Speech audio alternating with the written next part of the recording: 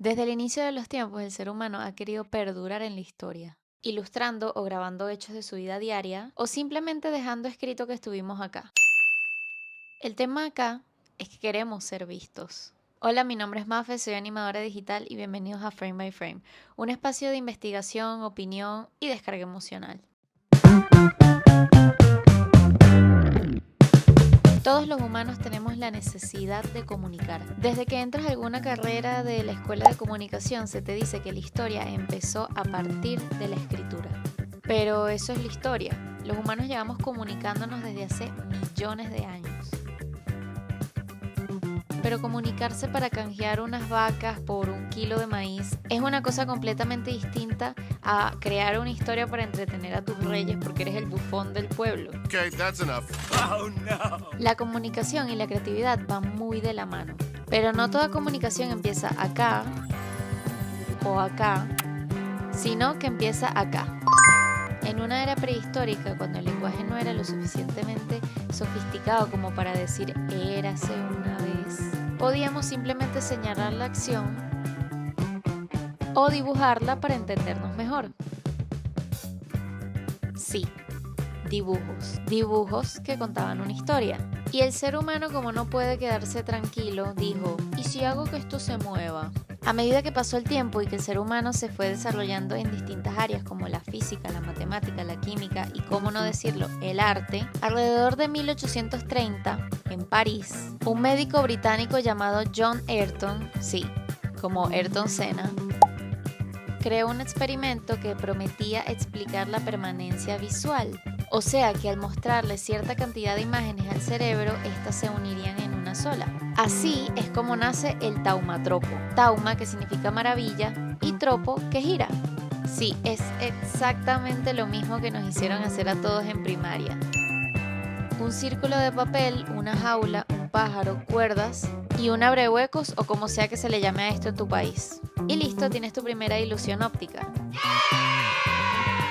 Que si recuerdas del video anterior, dijimos que la animación es una ilusión óptica.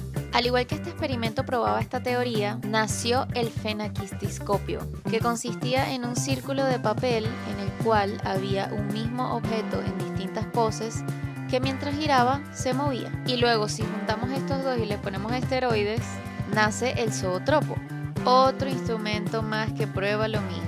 En una rueda colocaban los mismos dibujos y le daban vuelta. Y así como nació el zootropo, también nació el praxinoscopio. Básicamente, la animación nació hace más de 100 años. Luego, en 1878, un señor llamado Edward Muybridge, y este seguramente tenía papás venezolanos porque dime tú, Edward. Un día se le ocurrió fotografiar a un caballo galopando. Luego juntó dichas fotos y ¡chachán! Y con ello nació el cine, los hermanos Lumière y el resto es historia. Pero ya va. Estamos hablando de animación. Así que ¿por qué no hablar de las primeras animaciones?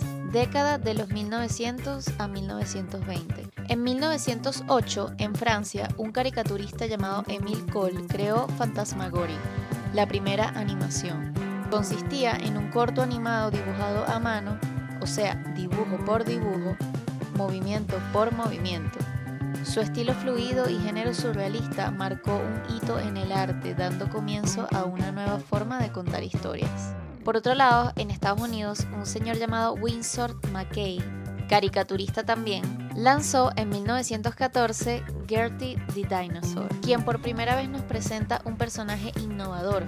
Y con este corto nacen los famosos keyframes, o fotogramas clave que le daban a nuestro dinosaurio personalidad y fluidez. Hemos estado hablando de cortometrajes, pero ¿por qué no hablamos de la primera película animada? Década de los años 20 en adelante. La primera película animada se hizo en Latinoamérica. Y nuestro país estrella es Argentina. Sí, porque no les bastaba con tener a Messi, el dulce de leche, los asados y metegol. Lastimosamente no se tiene registro de esta película, ya que en un incendio los 58.000 dibujos se perdieron. Pero te voy a explicar un poquito de qué iba. En 1927, Quirino Cristiani, un caricaturista argentino, creó El Apóstol, una sátira al gobierno de Hipólito Yrigoyen imaginándolo subiendo al cielo para pedirle a Zeus que purifique a Buenos Aires de la corrupción de entonces. Y esta animación fue la primera animación por recortes, o sea, animación cut out. Si les gustaría que hablara de los tipos de animación, déjenme en los comentarios. En los años 20 la animación se empezó a comercializar y con ello llegaron los estudios de animación. En 1921 los hermanos Max y Dave Fleischer fundaron uno de los primeros estudios de animación, cuyas obras son clásicos hasta el día de hoy. Estos fueron Betty Boop, Popeye el Marino y Superman de 1941. Pero ya va. Vamos a dejar algo en claro. Estudios Fleischer no crearon a Superman. Superman fue creado por Action Comics en 1938. Cuando hablamos de que Estudios Fleischer tiene a Superman, estamos hablando de la primera serie animada de Superman. Los hermanos patentaron la rotoscopia y el estereóptico 3D, un dispositivo que permitía integrar fondos tridimensionales con personajes animados. Sus obras tenían temas mucho más oscuros que los de su contemporáneo Disney. Con su enfoque artístico, el jazz y la cultura urbana se establecieron como un gran estudio. Pero a pesar de su éxito, el crecimiento de su competencia y problemas financieros, el estudio quebró para luego, en 1942, ser rebautizado por Paramount Pictures como Famous Studios, poniendo fin a la era Fleischer.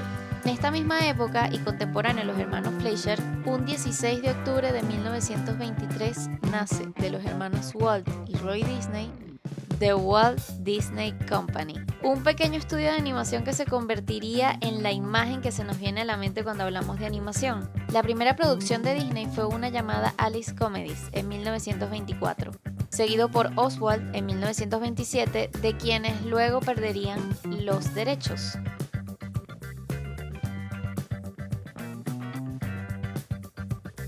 Pero podríamos decir que la historia de Disney comienza con un silbido.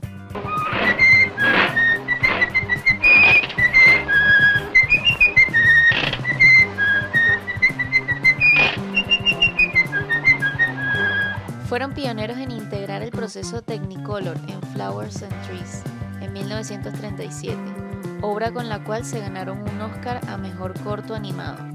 Y ahora sí, señoras y señores, hemos llegado al momento de la verdad. La primera princesa de Disney, o sea, el primer largometraje de Disney.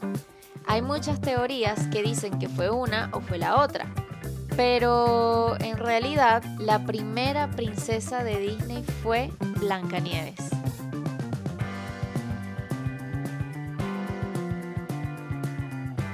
Todo esto dio luz a la época dorada de la animación. Junto a Fleischer Studios y The Walt Disney Company, la animación estaba en su máximo apogeo, con obras que establecieron los estándares de calidad y narrativa de la animación. Pero la historia no se acaba acá.